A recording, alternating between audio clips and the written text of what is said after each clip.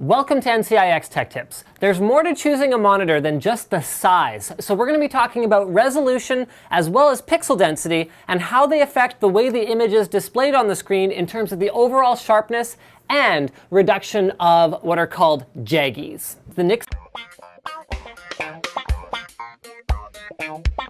NCIX View 27-inch WQHD, or whatever it is, WQHD 2560 by 1440 monitor. So it's a 27-inch, but what sets this 27-inch monitor apart from others is the sharpness and clarity of the image, because the pixels are much more dense. It also has a wide variety of features and comes at a very attractive price point because manufacturing panels with higher pixel density does require more manufacturing precision and it is more difficult. So it's got height adjust, tilt, it has pivot, and also actually has, there you go, full rotation.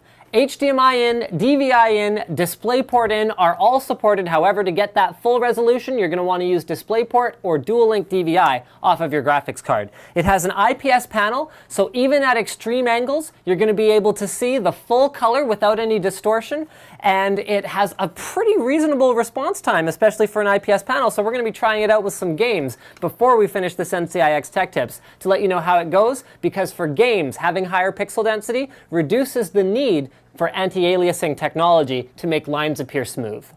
So we'll start with an in-depth look at resolution. Any LCD or digital flat panel is going to have a resolution, so that is how many dots there are horizontally versus how many dots there are vertically. They're always going to have this spec, 1280 by 1024, 1920 by 1200, 2560 by 1440.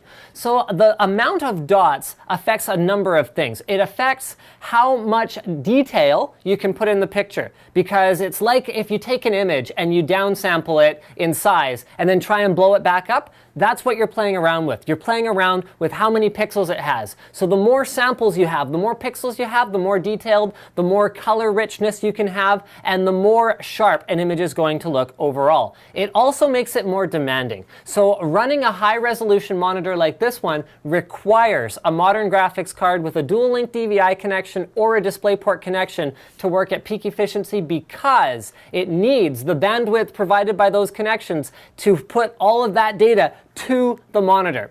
The last thing to remember about resolution is, especially for gaming, it becomes significantly more demanding. So in order to drive this panel at full res, you will need a more modern graphics card.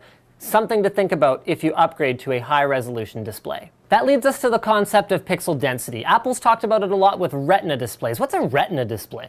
A Retina display is what they're calling a display that is optimized so that it has a high enough density that at the distance that it's meant to be used at, so for a handheld device about like this, for a monitor about like this, at that distance you can't see the individual pixels. So that's why we've gotten away with, for so long, having 1080p TVs even though they're like 60 plus inches big, because you sit so far away from them in order to optimally use them that it doesn't really matter. But that's why for monitors like this, where it's getting to be a little bit too big to sit at a desk experience distance from it and not be able to see the pixels, it's important to have a higher resolution. It also improves productivity and enhances your gaming experience. So you probably saw this before, but we had two documents side by side. It allows you to easily cross-reference without using multi-monitors, and the text is still readable, with the trade-off being that as text does get smaller, people who use glasses or have poor eyesight might have a little bit more trouble, so that's where increasing the size helps as well.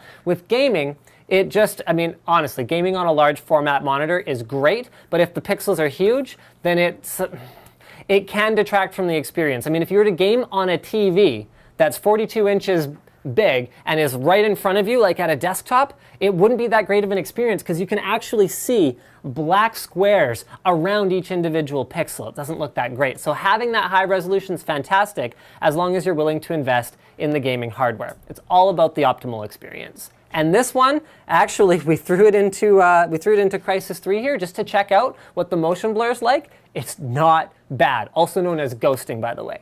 So thank you for checking out this episode on pixel density. I hope you guys have learned a thing or two about what to look for when shopping for a monitor. So remember, it's size as well as resolution, and how those two relate to each other, and how far you will actually be sitting away from the device while you use it. Thanks for checking out this episode of NCIX Tech Tips, and as always, don't forget to subscribe for more videos like this from your favorite detailer, ncix.com.